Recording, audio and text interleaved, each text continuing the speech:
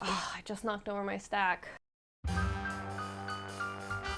Hello and welcome to my channel, Haylee Marie Vintage. Today I have something really different from me for you. That sentence. So I am actually going to be documenting my travel as I go on a 2-week cruise. That's basically a Mediterranean, Greek Isle, Italy, Turkey cruise. This is really different content for my channel, but I also understand if a travel diary is not so much what you're looking for here, but in this video you can expect to see the sights I see, some questionable camera work. I think for my next time I do a travel journal, I'm going to get something that stabilizes my camera a little bit better because the footage is shaky. I'm not gonna lie to you. Not like the most beautiful footage you'll ever see of any of these places. It's kind of more about my thoughts when I travel and just how I overall felt about this trip. So if that all sounds interesting for you, come along for this ride. If it doesn't, that's totally okay. I am not offended and you can skip this one and I will see you next week. But let's go ahead and start in with me packing. So first up, we are going to start with packing. I already knew the 2 formal dresses I wanted to bring for the formal nights of the cruise. Overall, my strategy was to make sure I'm bringing things that cover both my knees and my shoulders, since I want to be able to go into whatever church I feel like, whenever, just because churches are a lot of times where there's some really amazing art. And I also prefer having my shoulders covered when I'm going to be in the sun this much because I burn really easy on my shoulders, so it's really important to me to have that coverage, even though it does give me a bit of a farmer's tan.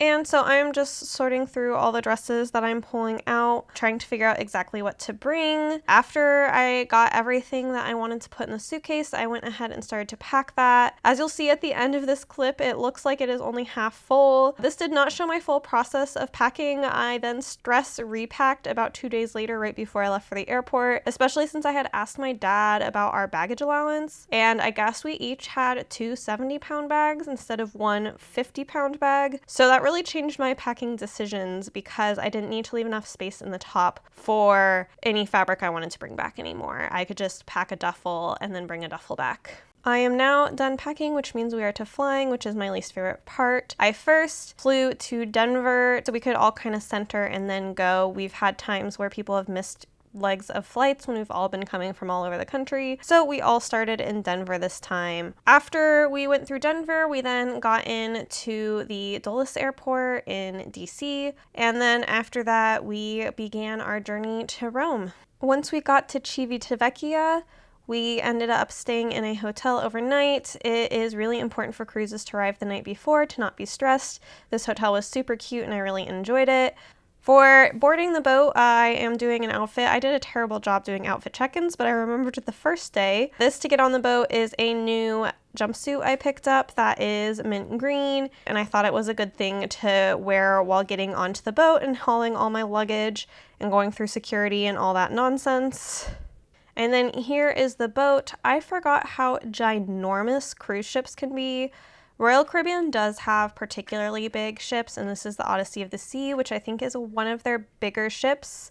Overall, our check-in process was kind of chaotic, but it all worked out. I was sharing a room with 2 of my sisters, and we had a balcony. Now we are ready to set sail. Here, I have arrived in Naples, and we are headed to Pompei and Sorrento. Before we entered Pompei, we had a stop in a cameo making shop, and I just wanted to show you some of these pieces because they are truly beautiful and astounding. These are just absolutely stunning pieces of work. I wanted to buy all of them, but of course, because they were high craftsmanship, I could not afford them, but look at how beautiful they are anyway. And here we have entered Pompei.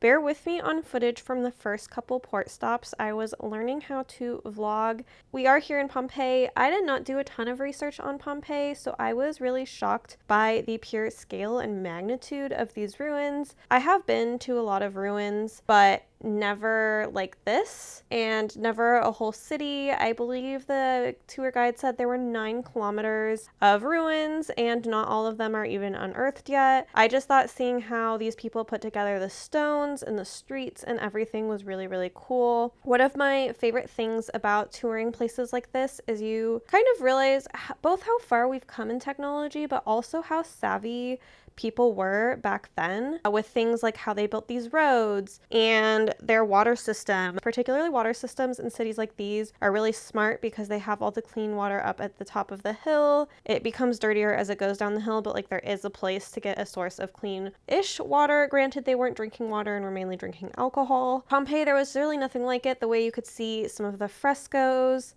these snack stalls, some of the really, really wealthy homes with courtyards are still intact. We also saw some floor mosaics as well as the bathhouses and one of the earliest, I guess, found pizza ovens. All of these things are so important and very, very cool.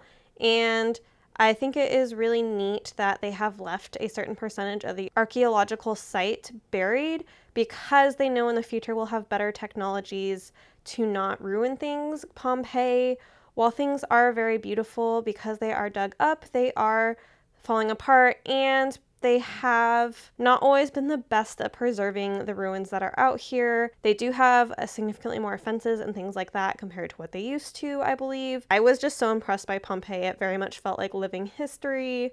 And I also appreciated towards the end, they had contemporary artists set some things up in the Roman Forum. Next up was the drive over to Sorrento for lunch and some free time.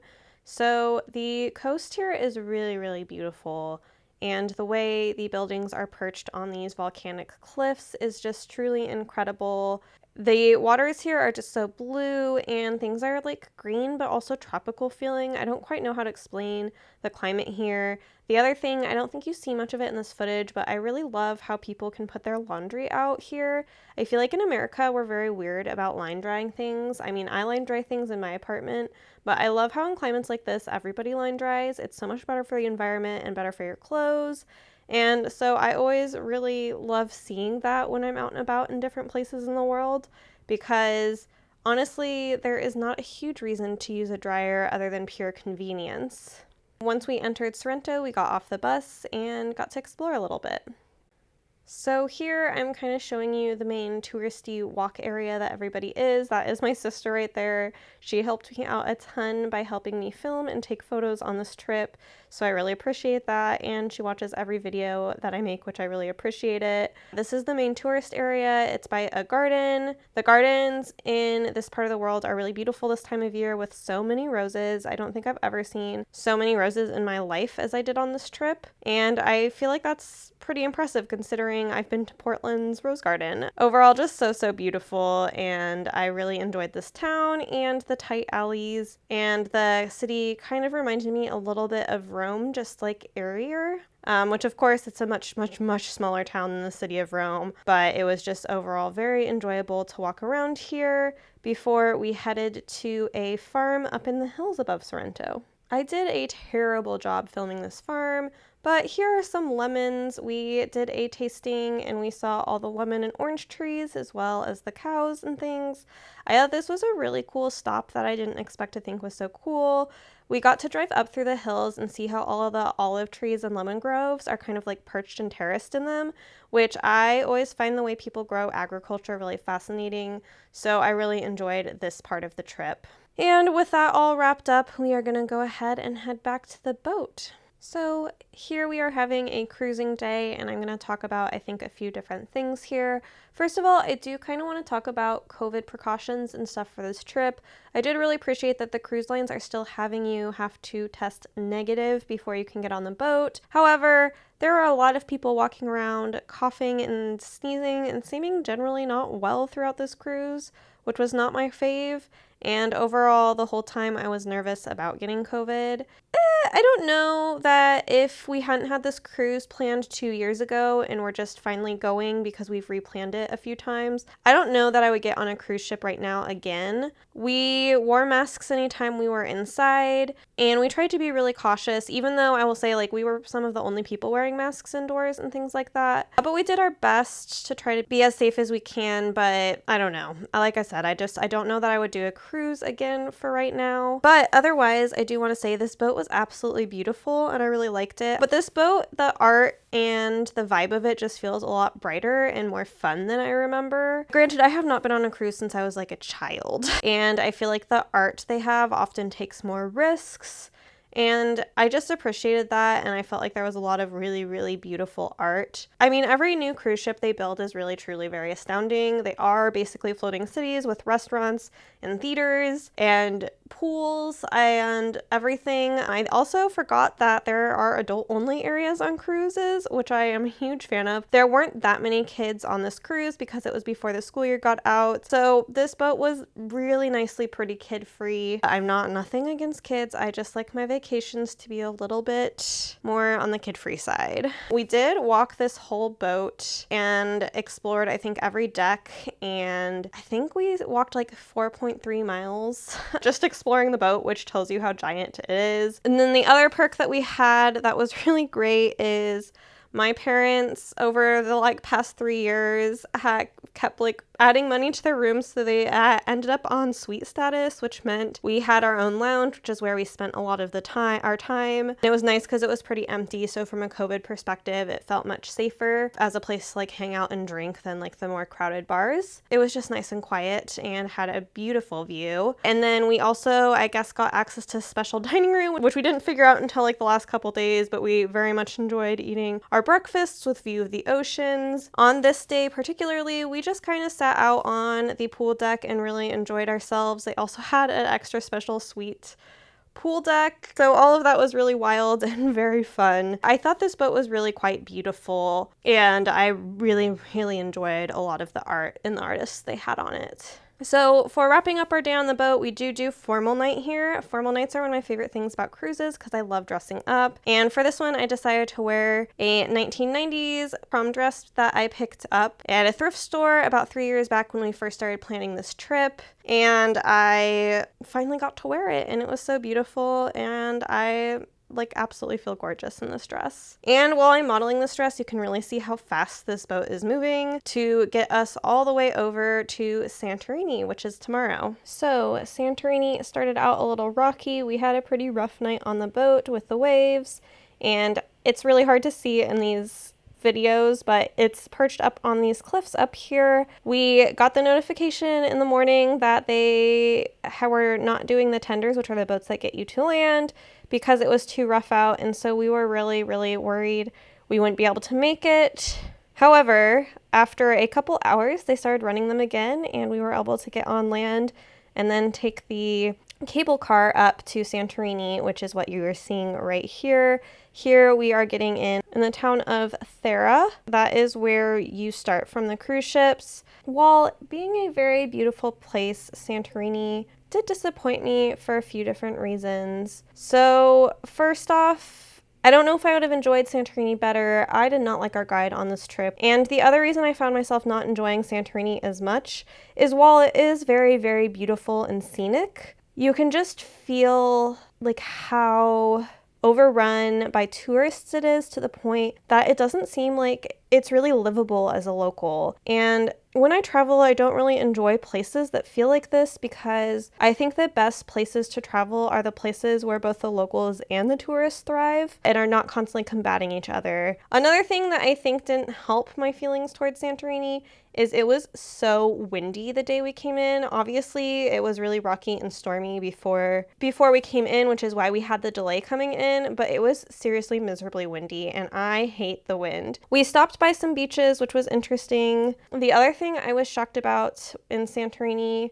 is the dryness. This is basically a desert. It is so arid here, and everything is so brown, and I just think I thought of Santorini being really lush and green, and it's not. So yeah, everything about Santorini was a misconception, which is really funny how that works. I tried not to do a ton of research before I travel, more than necessary, because I want to experience a place myself, as opposed to how other people experience it. We did make it to the most visited town in Santorini, which is called Ia, and this was really interesting because I've seen so many photos of people in this place on Instagram, and again, while incredibly beautiful, it was just so overcrowded with people. Walking through, you just were constantly getting in the way of people. You couldn't see anything because there were so many people. And these are all tourists who are just like coming in. Like these are definitely not locals. I thought it was really wild because we came to like the most famous viewpoint and there was literally a line to take a photo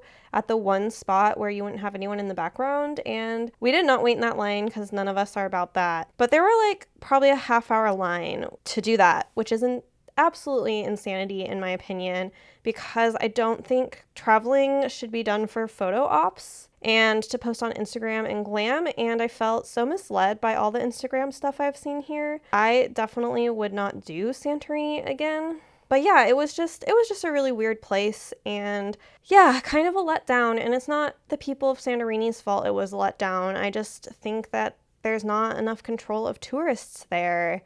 And I also think it's really wild to think about the fact that the day we came in, we were the only cruise ship in port, and Santorini often has 4, or I believe even 5 cruise ships in. So we were working with probably about a quarter of the people that are usually in Santorini, and this is also the off season, so this just must be unbearable during the main travel season with how crowded it is. But yeah, I hate to sound so negative about a place, and again, I don't feel negative about the people who live there. I just want the people who live there to have a better life, and it seems like the way tourists treat Santorini as is, locals just don't get to have that good life, and that just makes me sad. The last thing we did in Santorini was actually my favorite. Oh, we have a ton more coming up. Yeah, we do. He didn't like the look of you. That was kind of weird. The other one does look sweet. Oh, Alyssa. All right. Okay. Which Which side do they want to be on? It looks like they want to be on the long side. Yeah. Let them go. Yeah, no, they get right away. This is actually quite yes.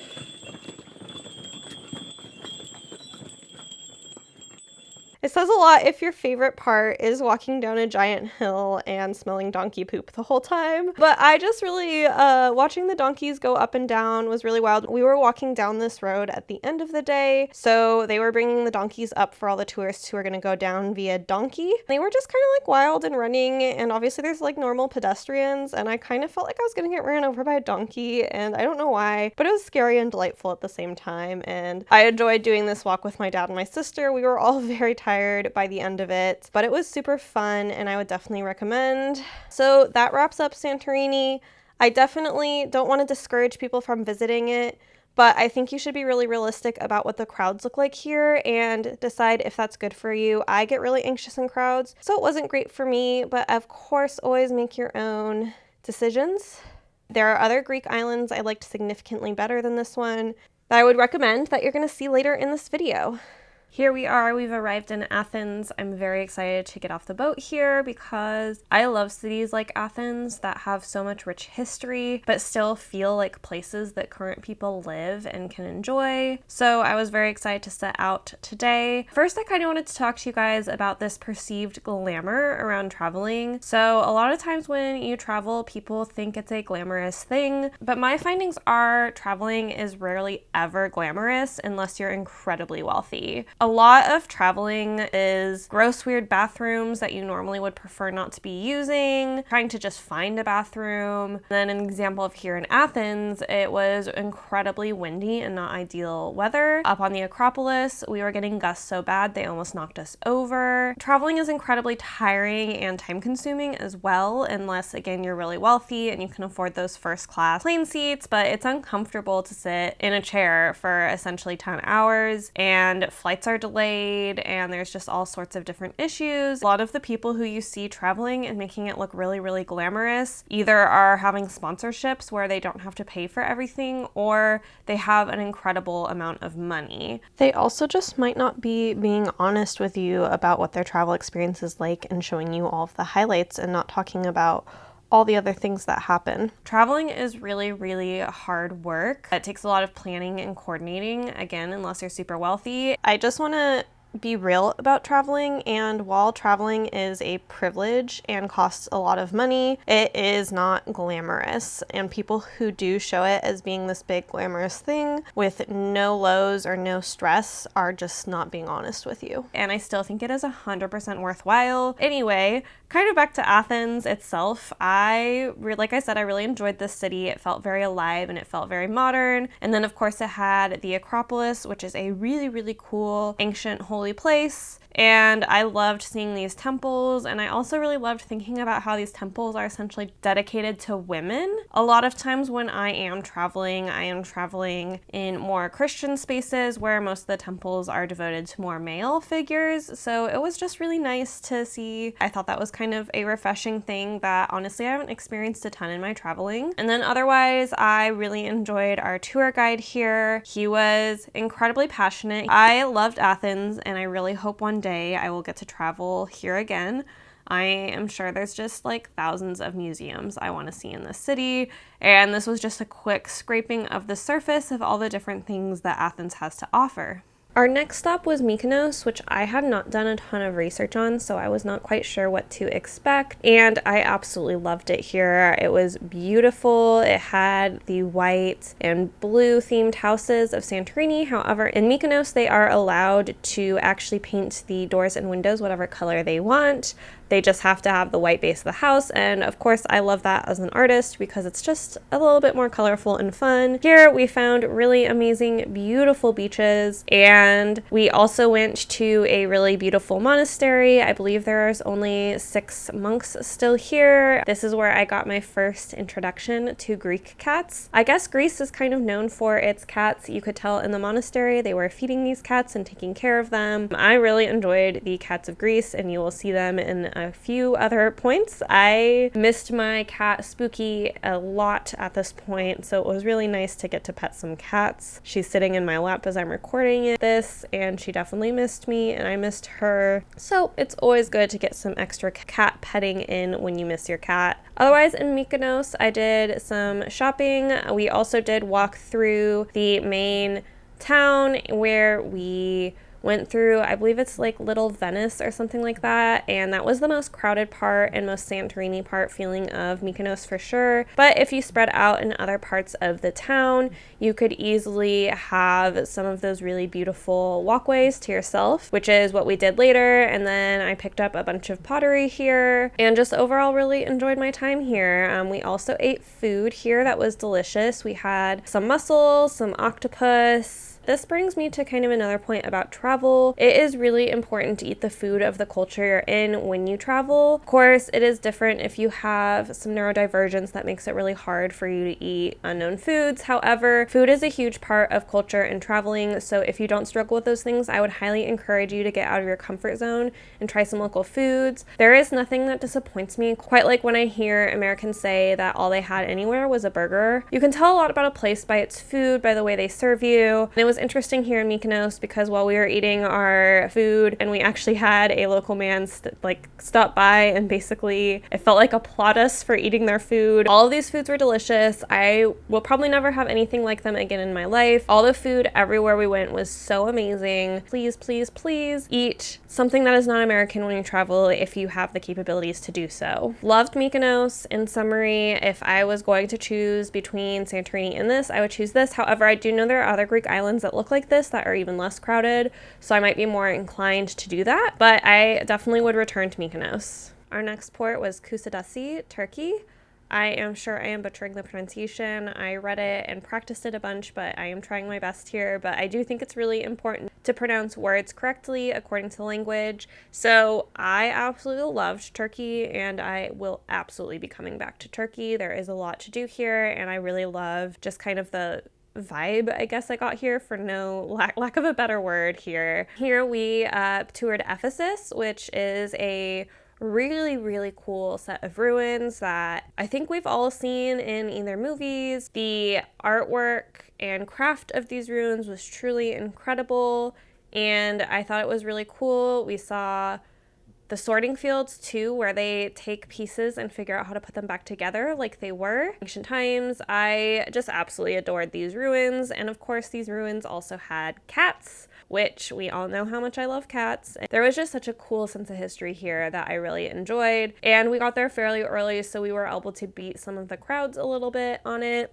And then from the ruins, we went to a small town up in the mountains. It kind of is more of, I believe, their wine and olive country. And we were able to eat lunch and do a wine tasting there. And that was really enjoyable. One of the other highlights of this that I didn't expect to enjoy so much is we went to a rug place, and a lot of times these places feel really kind of gimmicky, and this place still sort of did, but getting to see, they had actually women working on the rugs there, getting to see how they actually make them was just really, really cool, and hearing kind of the silk and the wool and the different patterns. And then at the end, they did this demo where they laid all these different rugs on top of each other on the floor. It was really beautiful to look at them and think of the craftsmanship that goes into these rugs, and I definitely have a new appreciation for them. I think craftsmanship really speaks across all cultures, and I definitely felt that here in Turkey. Not that I saw a huge swath of Turkey, but I really loved what I saw, and this was kind of a stop on the cruise that we were like, because we're there, we'll get off the boat, but we weren't necessarily excited or hyped about. This was probably one of my top spots because I think it was just unexpected and I had no expectations, and it just above and beyond met all expectations. I think that is kind of the coolest part of cruise travel is you maybe end up in some ports and some stops that you wouldn't normally choose, and you learn that you have an interest that you didn't know you had. So I definitely would love to return to Turkey and hope to do that someday in the future. I really enjoyed where we explored, and I know Turkey is so much bigger and has a lot more things to see. And here we are entering Crete, which is our last stop on this cruise.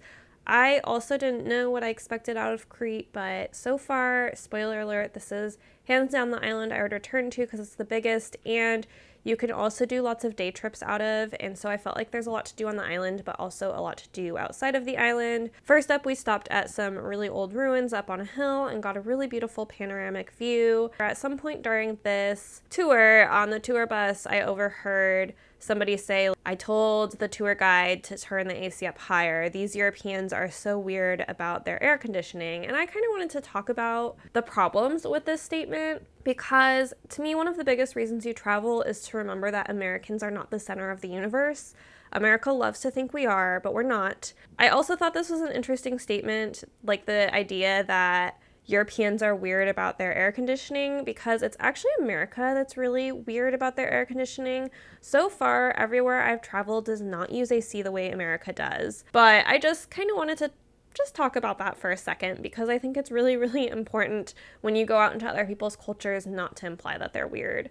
They're just different, and that's why you travel, is you travel to see different things. And then we went down to one of their resort cities in Crete where there was a really, really pretty little church out on the ocean. We did not get all the way out there because it was rather rough stepping, but it was really pretty, and it was kind of fun to jump on those rocks. If we had had more time, I would have gone all the way out. We just drove a lot on this trip through a lot of really scenic countryside that was incredibly beautiful. We stopped in a small little town that doesn't get a ton of tourists, which I thought was really neat and cool. It felt definitely more authentic, and here you saw women doing bobbin lace, I think is what it's called. It was really cool, and there was a folk art museum here, so I stopped in that, and it was really incredible to see the craftsmanship. I just think craftsmanship and like artisanness can bring all cultures together. I always feel very close to a culture when I see the things that they practice. As somebody who sews and makes things, seeing what other cultures make is always really, really beautiful, and I always find it's a great point of connection. At this folk art museum, the woman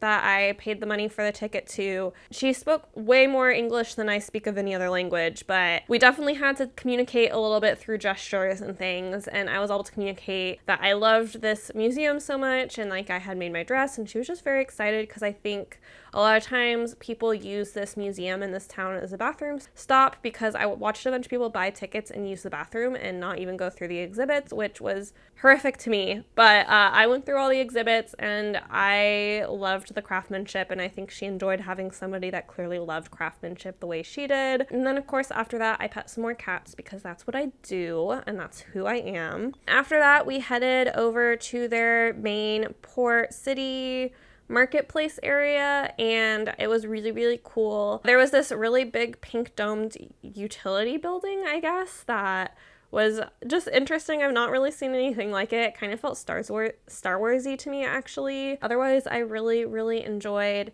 this part of Crete, and I wish we got to spend more time there. Hopefully one day I will be back in Crete.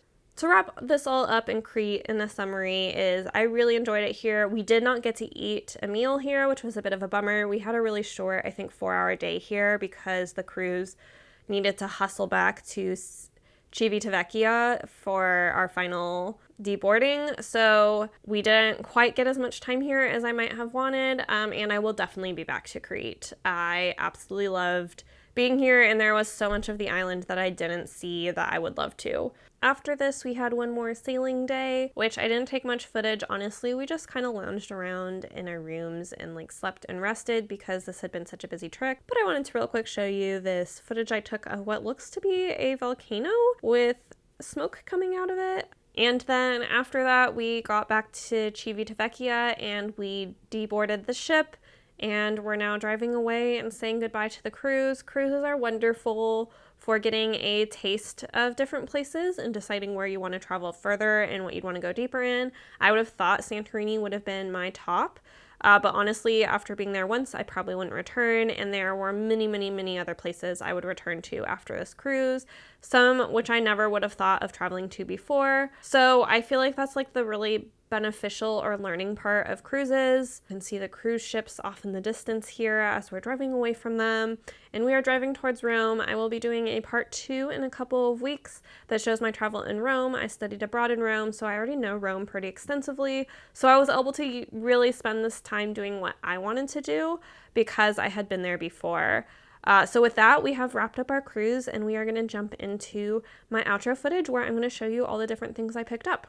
Alright, so you have seen all the footage, so now I want to show you guys what I picked up while I was out traveling. I always bring back probably way too much stuff when I travel, but I'm very excited about everything I picked up. I did an initial thrift store trip because I forgot to bring any brooches, and that's what I use to secure my scarves when I'm going into churches. So I picked up a few different brooches. One was an actual scarf clip, which was very exciting. Look at that. It's just pearl. There's nothing that exciting. I would not normally have picked this up, but it was perfectly what I needed for this trip. Oh, this is my mom's and I didn't give it back to her. My mom lent me this brooch from her honeymoon outfit, going away outfit, whatever you call that. So I have this guy, and then I also have this one that I thrifted, which is a Lillian Vernon. It's this cute little heart dangly guy that I like. While I was there, I picked up a couple shirts. This is the exact same brand of shirt. I will have it twice. I liked this kind of Dixie cup print, and I thought this was fun, and it was a nice lightweight cotton for traveling. I also picked up the exact same shirt in this nice floral that I thought was very lovely. I don't have that many short sleeves like this, and they worked well for the trip. I also picked up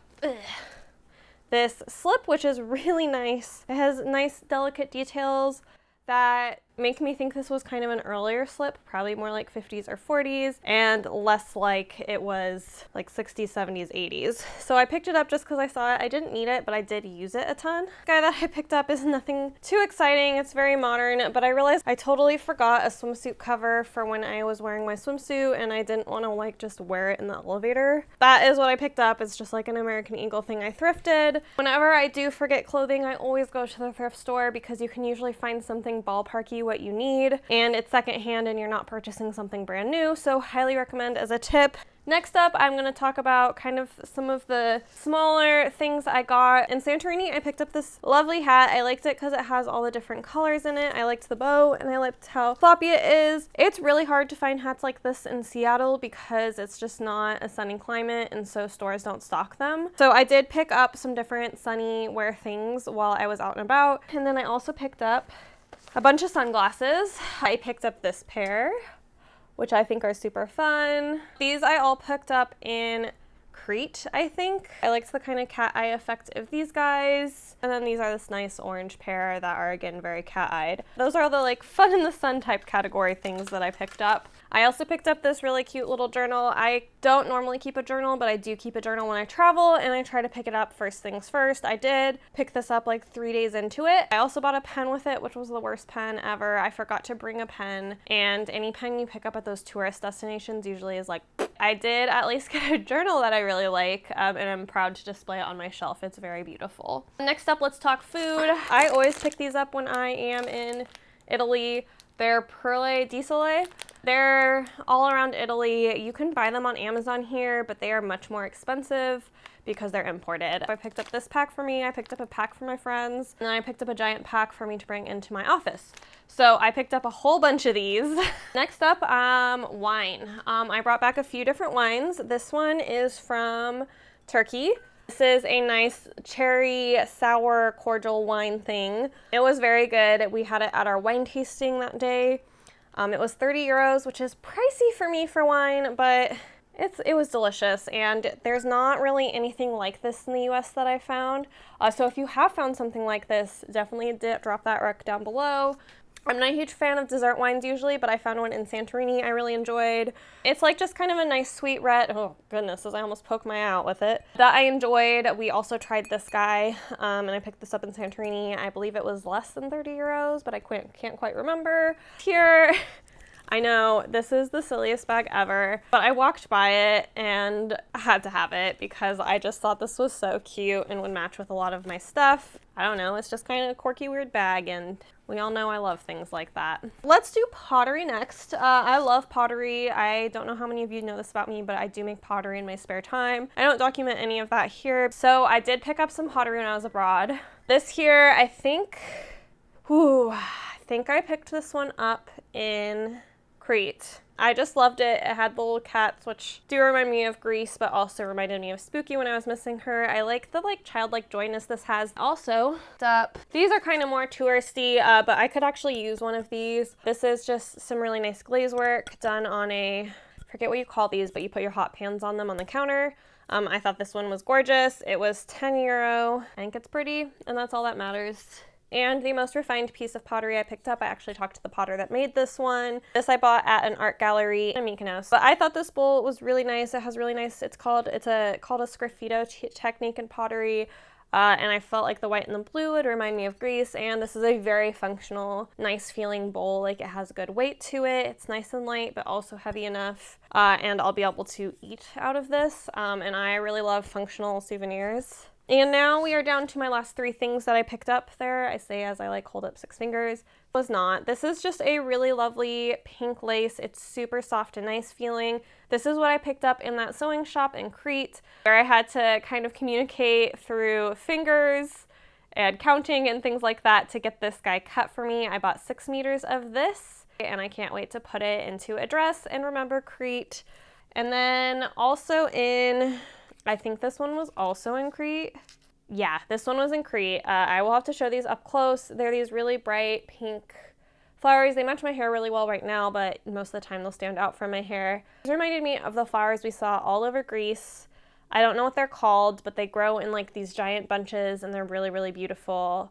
And so I was excited to pick up a pair of earrings that looked like them and were made by a local artisan.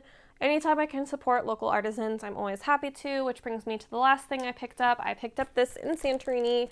This was my really expensive buy. This was just, I feel like it's always helpful to be transparent. This was 250 euro, which is a really good thing because this is crochet. And if you have learned anything from all the controversies on the internet right now, it's that you cannot machine crochet. Someone has to hand make this. So I actually feel really good about the amount I spent on this because it shows they actually paid the artisan that made this a living wage. Only had, I think, 8 pieces from this artisan in there, and it's absolutely stunning.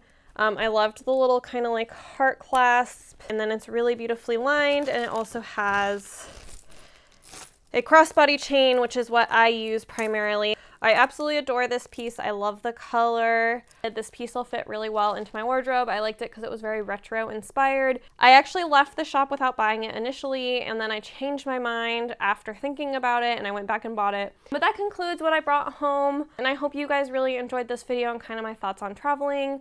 I really hope if you have the opportunity to travel internationally, actually, and even culturally within the US, there's a lot of different regions. I've traveled pretty extensively. Make sure to be really sensitive and respectful and try new things and get out of your comfort zone if you are going to travel. I highly recommend it. And I'm going to have part 2 of this video up in 2 weeks. It's going to be Rome. Rome is going to be kind of a different vibe of video because it's 3 days.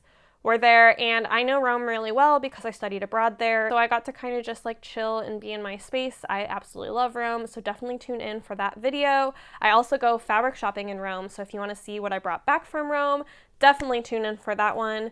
Thank you so much for watching. I hope you guys really enjoyed this one, and I will see you next time. Bye!